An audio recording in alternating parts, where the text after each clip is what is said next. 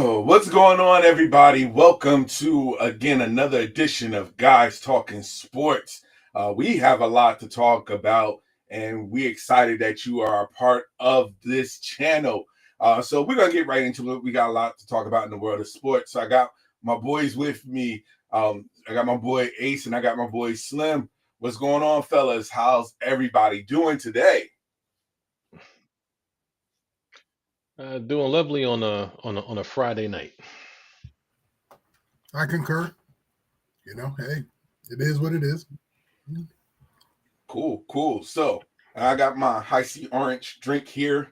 So I'm trying to stay hydrated in this hot weather. Still not understanding why it was almost 70 degrees up around my way, but it is what it is as I got a hoodie on. But I digress. Let's get right into it. We got a lot to talk about. Before I before I turn it over to Smooth, I do want to get everyone's thoughts because we know that the Final Four for both the men's and the women's college basketball is now set. Right now, Texas is playing South Carolina in the women's division, where whoever wins earns the trips to the finals. But all in all, we have so much to talk about in the world of college sports. So I need to ask you guys this question right off the bat. Any surprises or any surprises that you thought in regards to the final four teams that are in both the women's or in the men's? Anything that you thought would have been is out of the ordinary or something that caught your attention in the world of college basketball? You can go, Ace. Uh, um, uh, Uh, uh, uh. I mean, in the men's side, it's the first time off. Not the first time, but it's been a long time since all four number one seeds made it to the Final 4 and we can thank the NIL for that. Just NIL and just the ability to play players and do whatever. So, I mean, I guess that's what we're really looking for. For the women's side, I will be honest and say I haven't paid attention to too much outside of what you would normally consider the women's teams that you would follow. So let me ask you a question. Okay. Let's get into this then, because remember last year it was such hype in regards to college women's basketball because of South Carolina, LSU, some of those teams, some of the players that was playing, even a couple of years back where, you had the whole Caitlin Clark, Iowa versus LSU rivalry where now you see it where the college sports, do you believe that as far as the women's basketball, you believe that the attention, I guess you could say, that was there a couple of years back, do you believe that it's diminished? And do you think it's because of the rivalries are now in the WNBA? Do you think as though it's more what's the word I'm looking for? Attractive between that the WNBA has all those players that are now known, and you have some that are not as well known or doesn't have that spark or rivalry like it did before?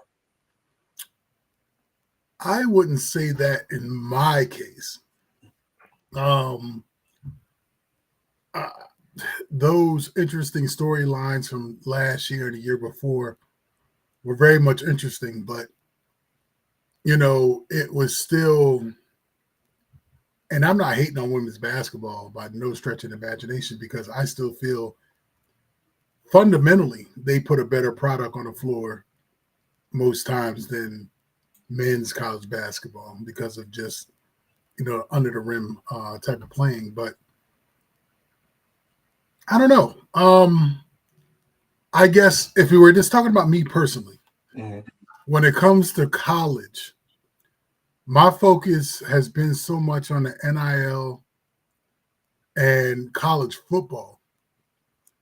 And now, to me, that seems to be like a 24/7 type of soap opera like the NFL has gotten to be True.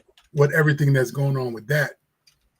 So it's not too long before college basketball comes on that, because obviously when you're talking about revenue and all that type of stuff, college football is still king.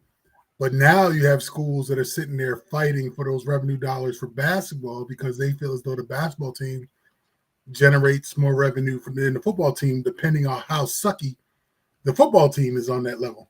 Mm. So it's all going to come around. But as far as the women's side, I would have never thought that Texas would have been that good, because you never heard Texas kind of thrown in there with the women's basketball. But now with NIL and that kind of money that they have, they can start throwing around some money to get some of the better players.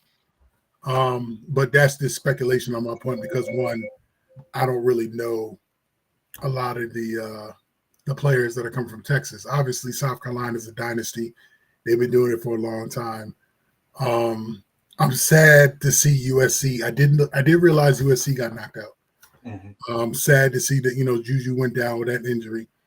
But the number two player on USC squad was still balling. It's just that they needed that Juju factor to kind of get past that Elite Eight. When you get at that point, like, I'm totally clueless. So I'm gonna pass it on to E, because I know he paid a little bit more attention to it than me. Yeah, I think women's college basketball, in my opinion, has always been a bit more attractive than the WNBA because of the March Madness and because it's easier to follow, in my opinion. Easier to follow, in my opinion, the teams, because the players stay a lot longer. As opposed to on the men's side, you're one and done, or you go to the G League, or you go to overseas. So, I mean, even before last year and even before last, where Caitlin Clark and Angel Reese, this that made up rivalry was going, you could still you know count the teams. UConn was falling on some troubled times until they got Paige Beckers, but she had injury problems. But you still had UConn, you still had South Carolina, and you still had, Notre Dame. North Carolina has not been as good, but there were still names that you knew. Like the last years in college basketball, I couldn't tell you any names. The last team that I was familiar with names on there was when they had Zion, RJ Barrett, and the other kid. Since then, no one stays long enough for you to even know their names. They're in 1 year and are out right into college. And now you throw in NIL in the transfer portal, catch a switching teams. So now the blue bloods who are falling on hard times over the last 5 years, you know, now the light bulb went off. Oh, we can generate all this money so we can pay all these kids in these mid majors that were kicking our ass the last couple of years. Oh, we can pay for these kids, you know, that aren't gonna jump to the W to the NBA immediately. We can pay for those good kids to come to our schools, and I think you're gonna start to seeing a little bit more traction with some of those quote unquote blue bloods in on the men's side that I think will start to sustain more success as opposed to one and dones where you're good and you kind of always have to replenish. I think they'll be able to keep the guys that don't jump to the league early, and I think hopefully that'll mean that we'll start knowing some more people that are playing because this this tour on the men's side, I, I I didn't know a name, but on the women's side, you can rattle off names. Yeah. Yeah, and it's interesting that you say that because now a lot of people that were supposed to, I mean, the women's side alone, a lot of people, there's a couple of people that were supposed to go into that WNBA draft this year decided to stay in college, and continue on. Like Olivia Miles, from Notre Dame, like she announced that she's not going into the WNBA draft, and she was the top lottery pick, one of the top lottery picks, I should say. Should have And been. now, She was ranked projected to go number two.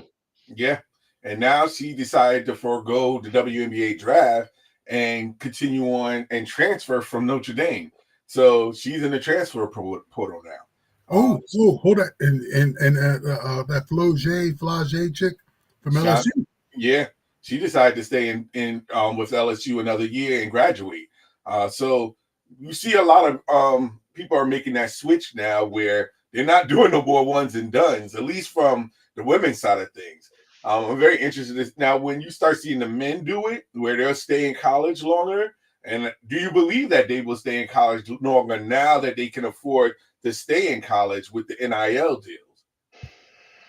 Not all. I think the guys that are going to go, that are projected to go top 10 will go. I think once you get past 10, I don't know, but no, they still going to go because the money in the NBA is still a lot more than what you might get in NIL.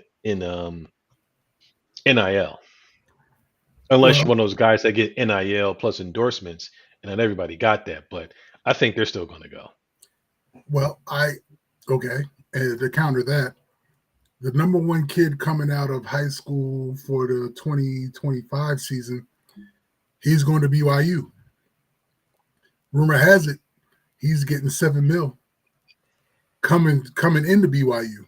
Mm-hmm. Now, I don't know the rookie salary range for a number one coming into the NBA, but I'm sure it ain't $7 million. My question is, can BYU afford to do 7 mil another year and then another year? Maybe not, but Which means he gonna roll if he's true, top.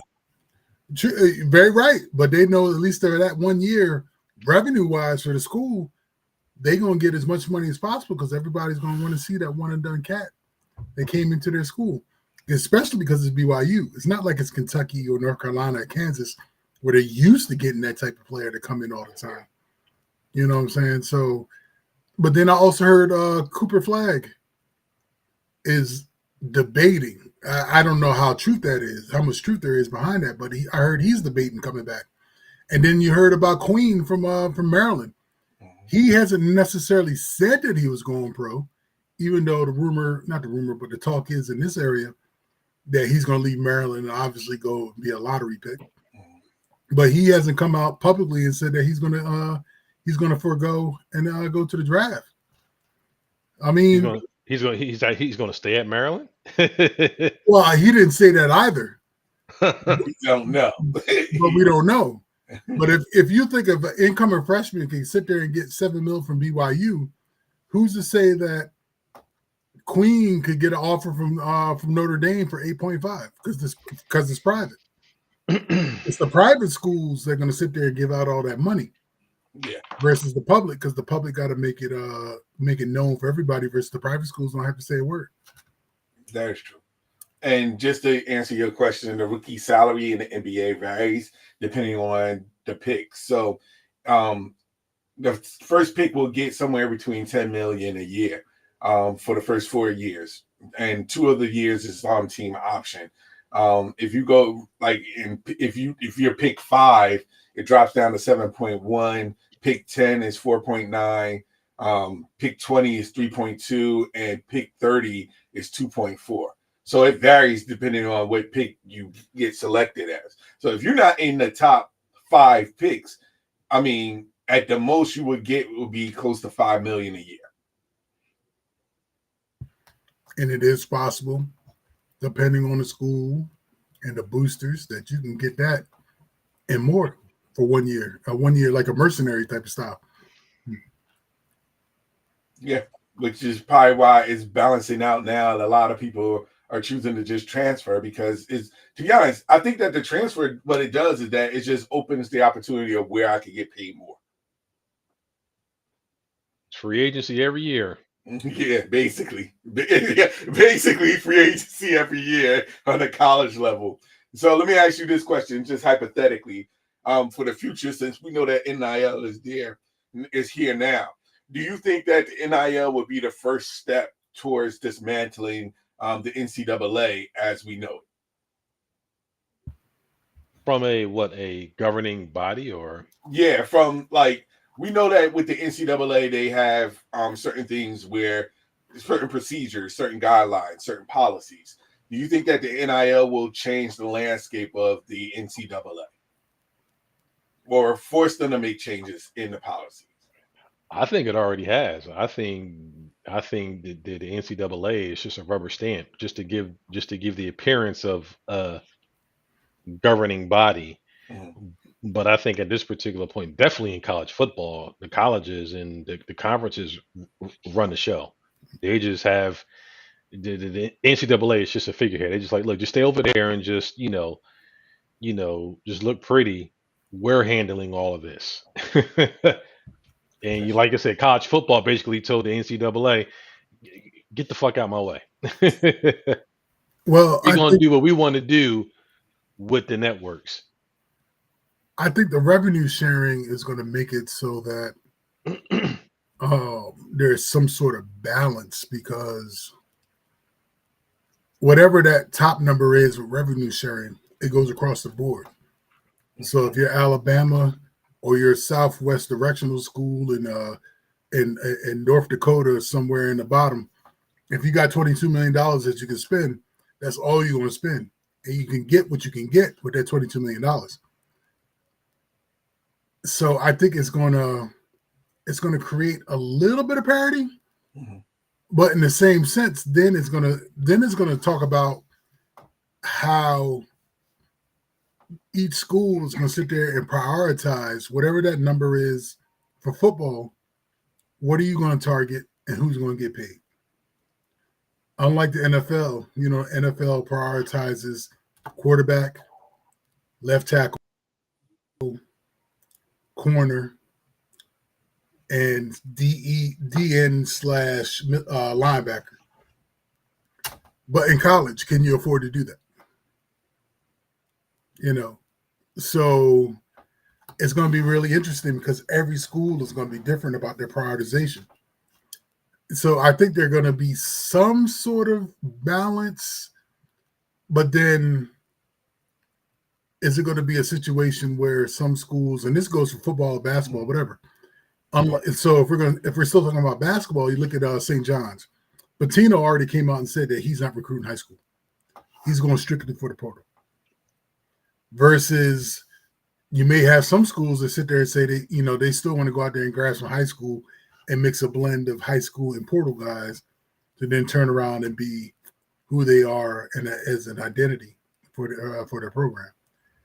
So that's what, to me, I look at it from a college sports perspective, because the dynamics is so vast. Unlike professional, where it is what it is. In professional sports, in basketball, if you got a dynamic wing and you got a dynamic front court guy, you can pretty much, build a squad. That might not be all the case for every school and every conference when it comes to college. You brought up an interesting theory, because if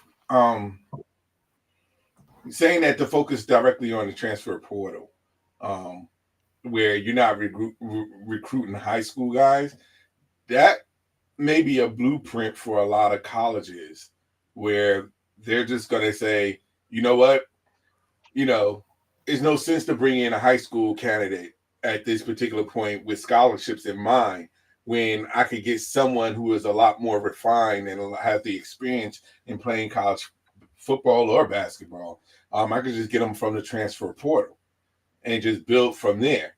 So let me ask you a question from a coach's standpoint. Since the goal right now is to win now, do you believe that we're going to be living in a time where a lot of coaches is not just going to stop recruiting and just focus more on the transfer portal going forward?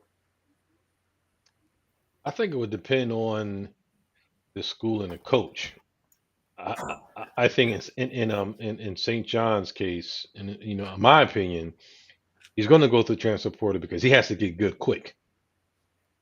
Whereas opposed to, let's say, and I use the SEC on the men's side because they had a lot of teams in there, as opposed to, let's say, moving forward to like a Florida or a Alabama or even a Duke or um, or North Carolina, where they can still recruit out of high school because they may not be in that certain situation where other coaches need to get good quick or Mhm. need to kind of get their footing back on the road.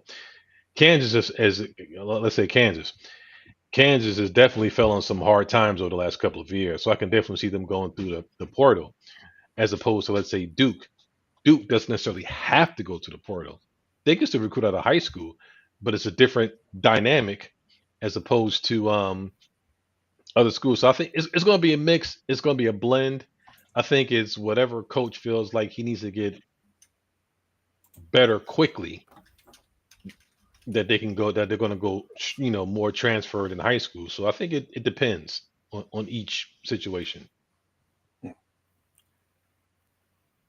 Uh, I agree, and then I counter. And I agree 98% of what you're saying because it all depends on the conference, on if you're power two or in basketball, when you're Big East, that's your those conferences in basketball when basketball is the primary focus of those universities. Yes, because they don't have football to take away from that revenue sharing standpoint, especially, you know, if they're going to participate in that $22 million. A St. John's, a Villanova, Providence, a Georgetown, they probably could because of their name brand and their power to sit out there and truly spend that revenue sharing in a sense to get that sort of money.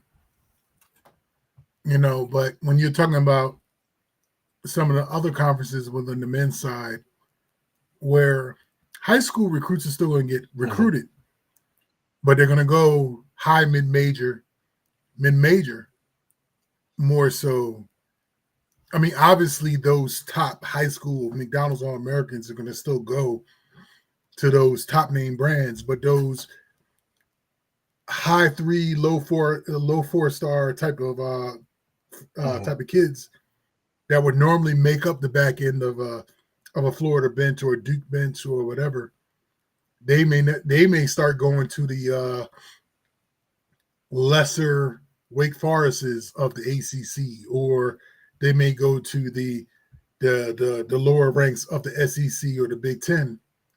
But then there's going to still be that huge crop of big 3 star kids that would typically go to that blue blood school. They're going to fall to the New Mexico's and fall to the I don't know whatever school that you want to sit there and say that's Division 1 but not Power 4. And that's why you're going to see a situation where like Chattanooga wins the NIT. When have you ever heard of Chattanooga winning the damn NIT? Shout out to Chattanooga. Oh, yeah. And that, and that's no disrespect to Chattanooga Mm. whatsoever. You know what I'm saying? It's just that I think that's going to be the new norm. Now, if these mid majors, these high mid majors, whatever, want to sit there and claim a crown, I think they need to take a hold of the NIT and make that their national championship and kick the power two or the power three or power four, whatever the hell you want to call, out of it to make it because I think that would be more compelling basketball than sitting there putting in the lower ranks of the SEC, the Big Ten, and into that, and they're getting their butt kicks because they have lesser quality players than those high mid majors. So, are you saying that we're going to go back to the dominance of those power teams that you're referencing in the tournament? Are you saying that we're going to go back to now, let's say, for example, Duke running, being a powerhouse for years and years to come? Or are you saying because because right now we have a lot more balance. Well, I can't say that now because all number one teams is in the final four. But what I'm saying is that eventually it's going to get to that point. in regards to the balance in that because everybody's going to be transferring. So, But but but but I'm saying you look at mm, Duke. Duke has what they have. They have their top players from previous years, plus Cooper Flag and a couple others. But then you take a look at Auburn. Auburn supposedly has just about a per age. Their team is not much older or about the same age as the Oklahoma City Thunder in comparison to age. You know what I'm saying? So it's all about if you got the money to go ahead and snag those jokers coming out of high school, the top players versus okay, as an Auburn, I can't get the Cooper Flags or whatever is of the world, but I can go out there and grab that joker that was scoring 32 at Southwest Alabama to come to me along with those other jokers. And that's still monies that the mid majors probably can't sit there and drum up to get those type of players, where they're going to rely as being the as we want to call them as the feeders to the big powerhouse conferences to feed so those schools. basically, what you're saying is like the mid tier teams basically, if they due diligence is basically they have to recruit the young talent, the high school talent, groom them up, and then knowing them, they'll just transfer to the powerhouse schools going forward and just build off that system of moving from tier to tier. It's I mean, I guess we have to see how things gonna, all shake out over the next, 3 to 4 years, but I think that's probably what we're looking at.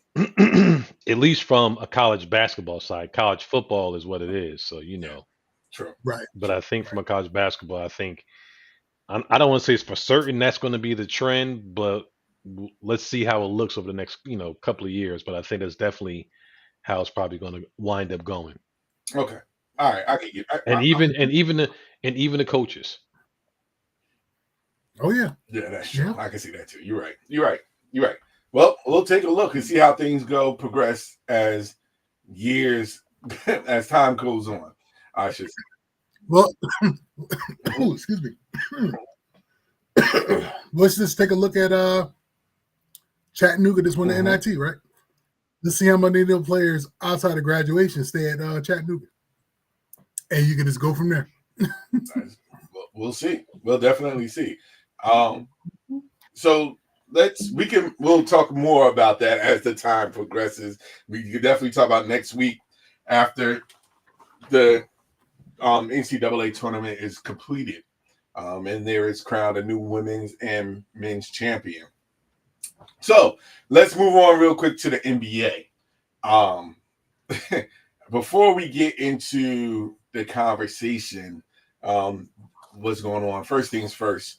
Um, I know that we want. I want to give Smooth a lot of space and time to talk um, about something that I believe that he would like to address, and that's the whole LeBron Stephen A. Smith thing. So I'm just gonna let you just go ahead and have that conversation, and I'm just gonna step out the way.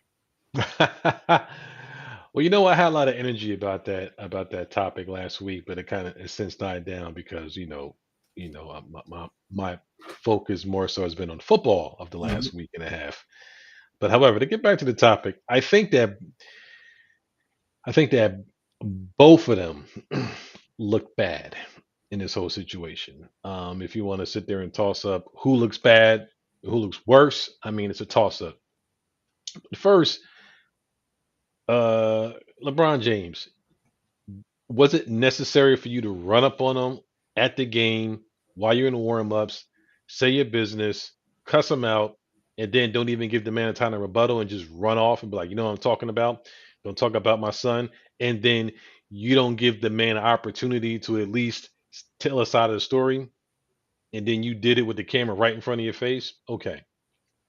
Stephen A. Smith, I guess you had to go there because the networks wanted you to go there, but you didn't have to go there because you made the situation bigger than what it was. Because I've seen this time and time again with Stephen A, and it's been going on for a long time. He can't be perceived as being wrong. And anytime somebody directly challenges him or checks him, he has to be right. And he does, and he has to be petty right. Not right, petty right. And don't let me get into the girls with the WNBA of how petty him and Shannon Sharp was last year, because that's some petty bullshit. But that's another conversation for another day. But to come back to the NBA, yeah, you was being petty at how you thought you was right. And then LeBron James goes on Pat McAfee. You knew exactly what the fuck he was doing by going on his show. You knew exactly what the fuck he was doing when he was talking about Stephen A. and Brian Windhurst. I don't even know how he even got any side strays out of this one, because he don't really come at people like that. But you had to put his name into it. So you was being petty patty, and you was being sensitive in your fucking emotions on Pat McAfee. And LeBron James, and Stephen A. Smith came back and was petty and started talking out of turn, talking about how LeBron James wasn't at Kobe Bryant's memorial. When he was, I was watching Dan Memorial. He was right there. So both of y'all look like fucking clowns. Both of y'all look like clowns. But if it was a serious issue, LeBron James, you could have called your peoples to have him be like, yo, look, we need to talk. Let's talk about this. I'll call you or come to my locker room, or we can meet up after the game. And then you could have put him on blast. But to do it at the stadium before the game, the camera's watching, you wanted that confrontation. And guess what? When I was watching Stephen A. Smith over his years, he never really came at Bronny. He actually went out of his way for the longest time not to even talk about your son, to say the same fact that everybody knew going into the season. Your son did not deserve, let me phrase that. Your son was not NBA ready, but you twisted the Lakers' arm to get him. You twisted the rest of the NBA. Well, I don't think the rest of the NBA really didn't want him, but you threw out there that whoever signs him, I'll go there. You knew darn well and good you wasn't leaving the Lakers, and he was going to be playing with you at the Lakers. But you set your son up for fail 2 years before he got into the league, talking out the side of your mouth that he's better than some players. I don't see you saying that the same thing about your son right now. He just won a state championship at his school. I don't see you talking about him, and your youngest son is better than Bronny. But I don't see you yapping the mouth off about that. I don't see you saying shit about your second son. Maybe your wife told you to shut the fuck up, because you put a bright light on your son the same way LeVar Ball did on his kids. And guess what happened to all of his kids? They ain't doing shit. The only one that's good is LaMelo Ball, and he stays hurt all the fucking time. Matter of fact, he's out for the season right now. So I'm just saying this to say that if son wasn't ready, he really needed another year at USC. He didn't need the fucking money. He needed time to groom or send him to the G League and let him stay in the G League. Matter of fact, he should have just stayed at USC, had another year of grooming, and then he probably would have been well enough, if he was good enough, to maybe get into the NBA on merit. But he didn't get in on merit. He got on it on you. And what Stephen A. Smith was saying is that all the criticism that his son was getting, you brought it on him yourself. And you got all in your fucking feelings, and you want to put him on blast, and you thought that was going to be the end of it. Brian Windhurst took the high road and said, "You know what? I'm out of here." He did a J. Cole. He said, "You know what? Whatever. I don't want the smoke. You know what? I owe it all to you." Stephen A. Smith took the Drake role. He took the And he bullets. took the Yep. bullets. So all I'm saying is on my smoke box is LeBron James, let your son. Matter of fact, I think your son would have fared off better if he didn't go to the Lakers. He needs to go to a team where he can create his own identity and be his own man. As long as he is on the LA Lakers, he's always going to be your son. But guess what? Nobody in the Lakers is going to say that shit because you're on the squad. Sadly, though, if he went to, I don't know, if he went to NBA purgatory like the Wizards, he would have transferred. He would have transferred. He would have requested a trade and went to the Wizards. So wherever his son was going, he He ain't was going to the going. Wizards. He, Trust me. If he'd have went to the Wizards, LeBron would have said respectfully, "I want to be with my son," because he put it out there 2 years ago. It would be the coolest thing ever to play with my son in the NBA, and that's the only reason why he hasn't talked about his middle son or the youngest or Bryce. Is it yes. Bryce? I don't know. It's Bryce. Only reason he hasn't talked about Bryce is because he knows he's not going to be in the league when Bryce is available, or makes himself eligible to be in the league, and that's the only reason. You think it's because he's that narcissistic where it has to be with him no matter what? I think it was just more so he needed to validate that he could say that he's probably the first in the NBA to do that. I don't know if he's necessarily the first, but I guess we can always look. We don't have a statistician on on payroll, but Yeah. Right. I could be wrong, but I have not heard of any father son combo playing in the Together. game. And then, Yeah, no, this is the first. This is the first. There was maybe father and sons in the NBA, yes, but this is the first where they actually played a game together on the same team. Um, and I think he wanted to use that as leverage to sit there and say, you know, he'll never come out there and say he wants to compare himself to Jordan, but he never shies down or backs away from that GOAT he actually called conversation. himself the GOAT. But I'm just saying, Jordan's first son, and don't quote me because I don't know, but I think Jordan was still in the league when his son went to USF and played his first year at college ball. But I don't think Jordan's son was good enough to make it to the no, league. but which is why this is so. This is the way it is now, because if Jordan would have done that, he would have gotten the same pushback, same slack, because his son wasn't ready Exactly. for it. Which is one of the reasons why I agree with you in the nutshell that, yeah, he did want to play with his son. But he definitely made sure that no one else would pick him. Like I think that was more of, I need to make sure that y'all realize that I want to play with my son. Where I think it was more centered around him wanting to play with his son than his son wanting to play in the NBA or any team.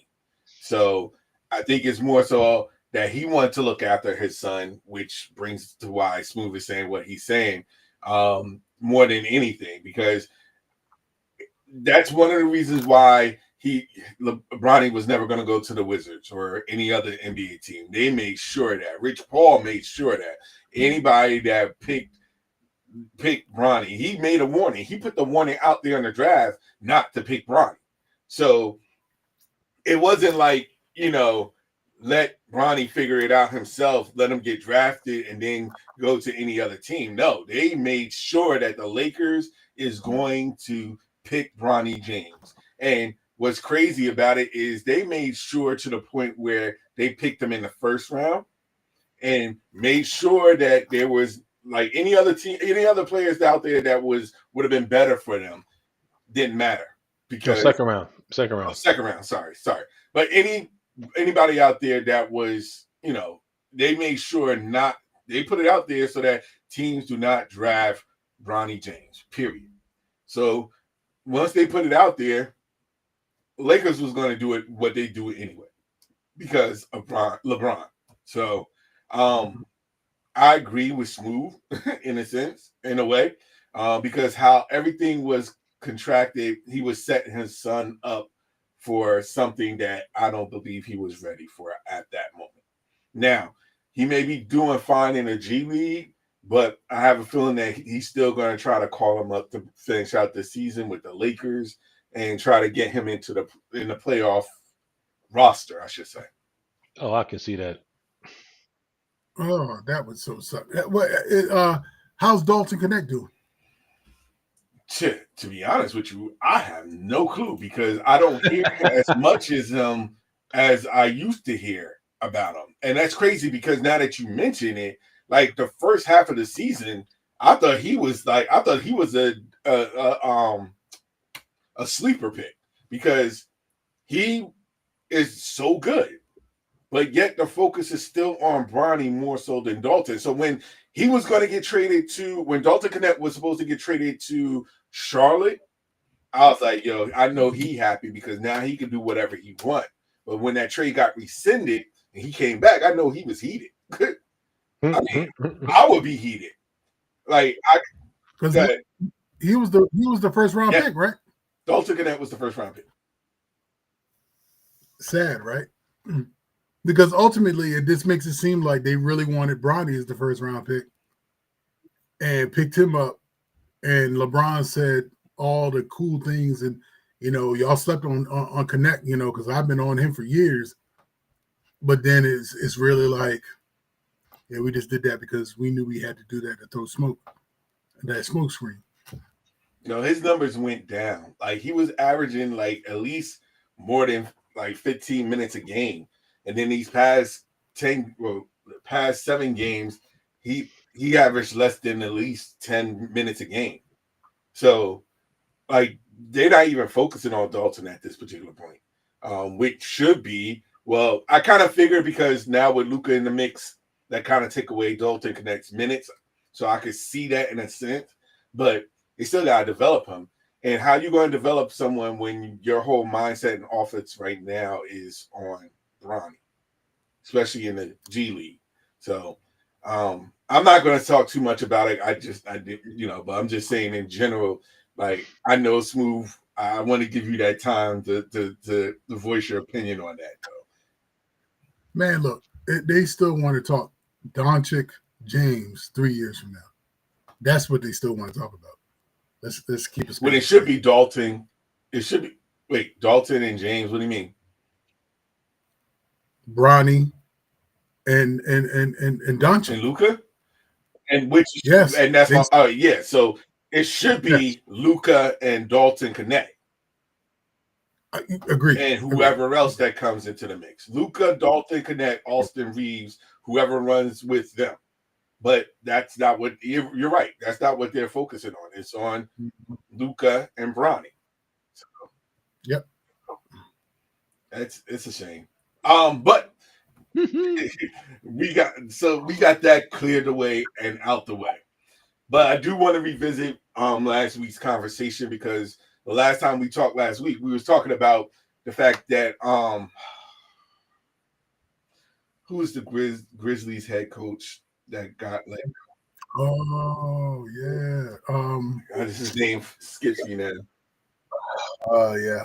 Yes, The head coach. I'm sorry. Go ahead. I said no. Yes, you wanted to talk a little bit about that yourself. Yeah. Hold on. I gotta know his. I forgot his name. Oh, Taylor Jenkins. Thank you. All right. So last week they let go of Taylor Jenkins. They fired the coach. Because I said it was a shocking fire because the Grizzlies were they're about to make the playoffs. It's not like they have a bad record. It's not like they're Phoenix. It's not like they're Philadelphia. They're actually in the playoff hunt. So it was shocking the fact that he got fired. But we found out more information, and I wanted to know exactly why he got fired all of a sudden. But now we believe that the decision was made because of I'm drawing a blank today. Ja Morant was disappointed in the offense, and the offense was not it was the newly constructed offense wasn't to Ja Morant's liking, I guess you could say. Basically what it was is that Ja Morant was focusing more on a more pick and roll offense, and they made the change the offense to make it more of a spread around offense, and that's not Ja's nature, I guess you could say. So in doing that, they let go of Taylor Jenkins. So I'm not really gonna be on a soapbox about this.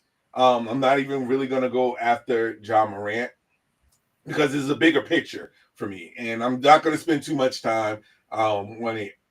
The bigger picture for me is the fact that the stars are always complaining, and in doing that, they let like the first thing that general managers or owners do is let go of the coach because they are, for whatever reason, um want to be in buddy buddy with the actual stars. Now, yes, the stars are there to make money. Um, People go to pay to see the stars play, and if the stars ain't happy, of course, we see the ramifications of it. We see what happens when people are not happy. It happened definitely in Brooklyn because I am a Brooklyn Nets person, so I've seen it with James Harden. I've seen it with Kyrie Irving. I've seen it with KD. I've seen it with so many other players out there where if they're not happy with something, the head coach has got to go. Mhm. And I understand that, the fans come to see the players, but we have to be honest. We have to hold these players accountable. Like you can't always just do something and if something is not working, we immediately cater to the players. I get the fact that we are living in a world where the players run the system. I get that. They run the NBA. I understand all that. But when are we going to get to a point where we say we need to hold up? Um, we'll work around the system, but we keeping our coaches. We're not going to let go of coaches. We're not going to cater to you. We're not going to do what you want to do or try to cater to you because you're upset that something is not working. Um, I've seen it where so many coaches have left because people were not happy. The Lakers, for example, had like 3 or 4 coaches within the past 5 seasons. So did Phoenix. And yet, because people were not happy, it automatically means that the head coach has got to go. Now, I say this because Taylor Jenkins, if y'all would have gave the opportunity, I'm pretty sure Taylor Jenkins would have changed everything back to a pick and roll offense where it would have catered to John Morant if the conversation was met. But I have a feeling that since Ja wasn't happy, they was just like, all right, we'll resolve the issue by just letting Taylor go. So Mhm. if that is the case, we are living in a world where the players cannot be coaches. The players can't be GMs. They have to work to the system, or if they're going to have a problem with the system, they have to go through the proper channels. But it just seems as though that the GM and the owners will do whatever it takes to keep their players happy more so than the coaches. And when you have a good coach that is working in a system that is doing the best that he can with the team that he has, I think that you should give them the benefit of the doubt more so. And to be honest, Taylor Jenkins deserved more than a benefit of the doubt. And I say this because I feel as though that if anything, you should have waited to the end of the season. Start new. How are you going to fire a coach when you have 10 games, at least 10 to 15 games left in the NBA season when you're going to make the playoffs? If you were going to do that, if you was going to let go, why would you let go of him now? The reasoning behind the firing is baffling to me because you didn't have the opportunity to at least say, you know what, we're going to move in a different direction. We thank you for this season, but it's just not working out. But why let go of him now? That's the question I'm having, and it's still the question I'm having to this day.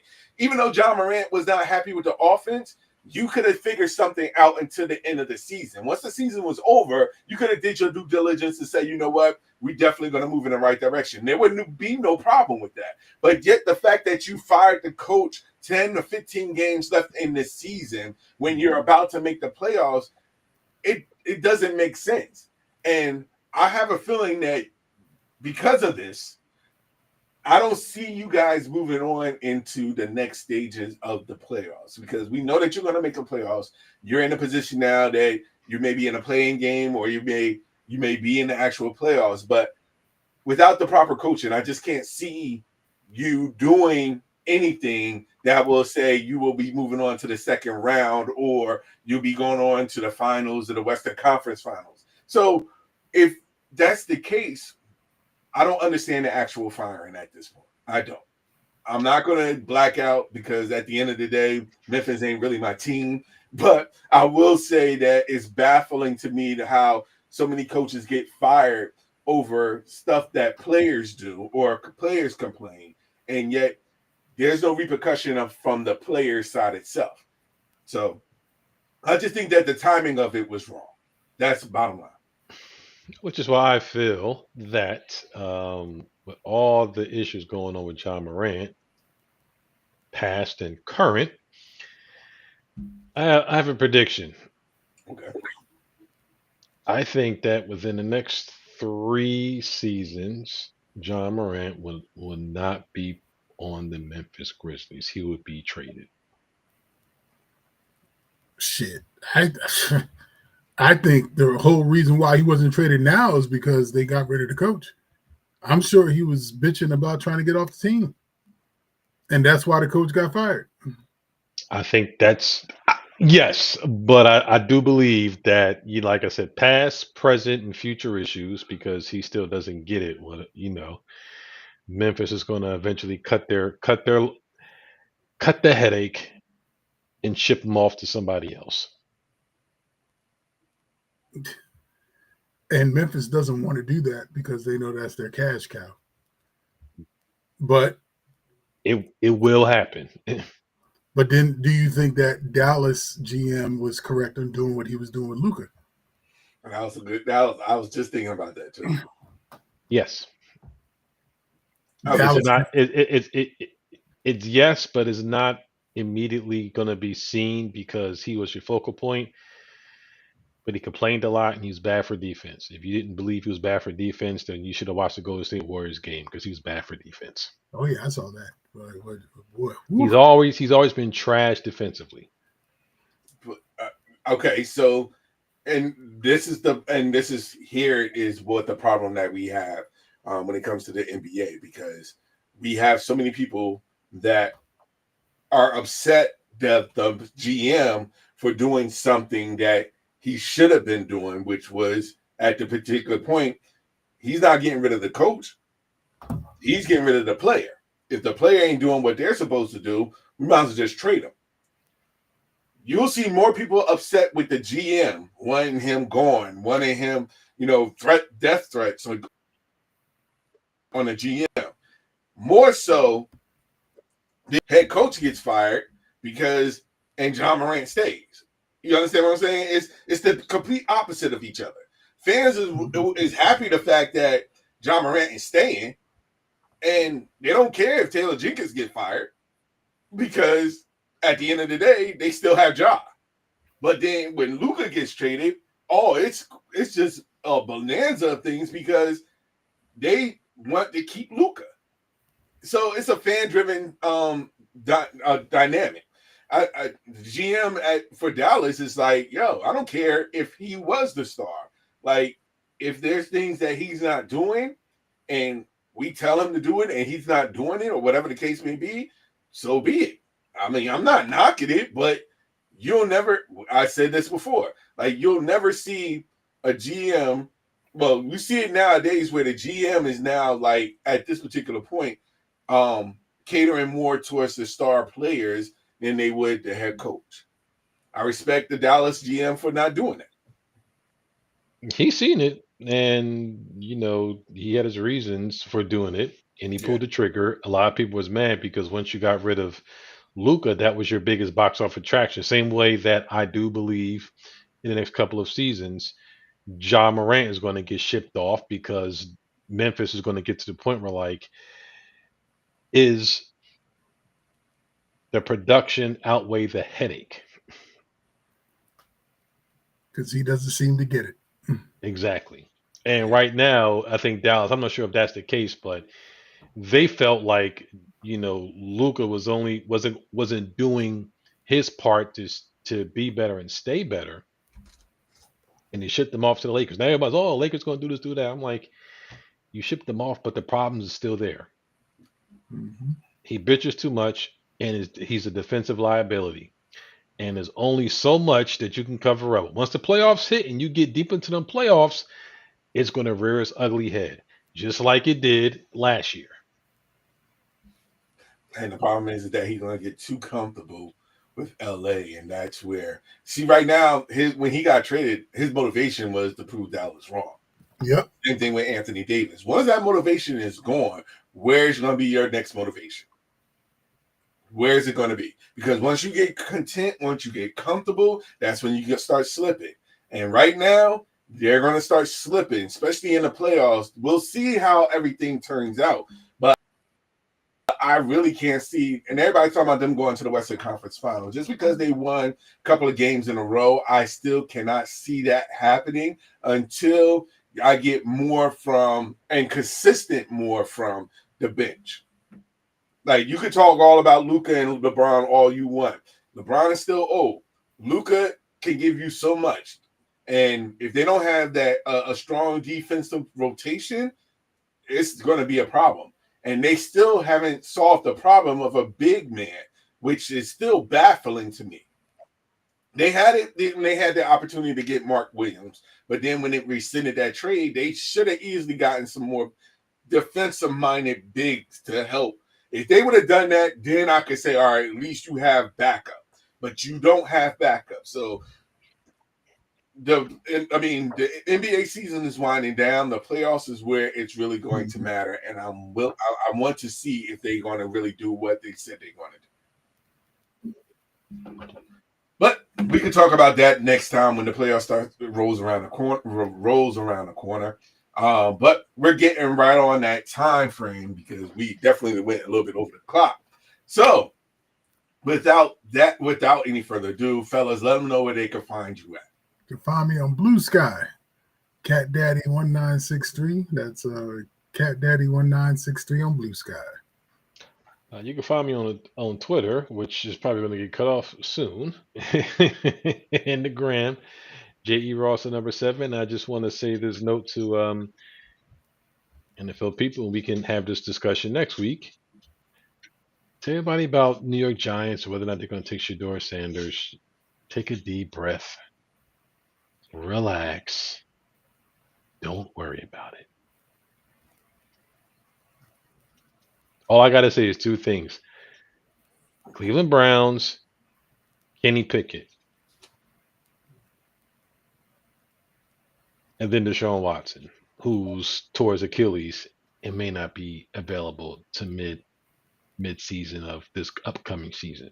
So everybody with their paintings in a bunch about the Giants might not select Shedeur Sanders, and they have Russell Wilson and Jameis Winston. Relax, calm down, because the Giants might not even get a chance to pick him because he might not be at number 3.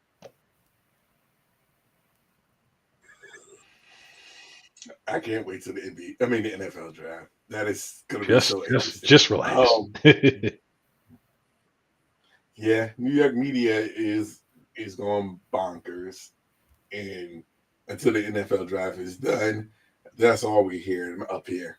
You can find me on Blue Sky. I am Al Qualls, Blue Sky. I am Al Qualls. You can also catch Guys Talking Sports on YouTube Live. We appreciate everybody that's out there that's supporting us on YouTube Live. Catch us next week as we talk more sports. We have a lot to talk about, and I'm pretty sure we're going to have a lot more soapboxes to hop on and give our opinion about what's going on in the world of sports. But until then, we'd like to thank everybody for checking us out. Again, take care. God bless. Have a safe trip wherever you're going. And remember to catch us next time on Guys Talking Sports on YouTube Live and now on podcasts. Spotify, Apple Podcasts, all the podcast stations out there. We're back on podcast as well. So tune in if you can't watch this live. Until then, God bless.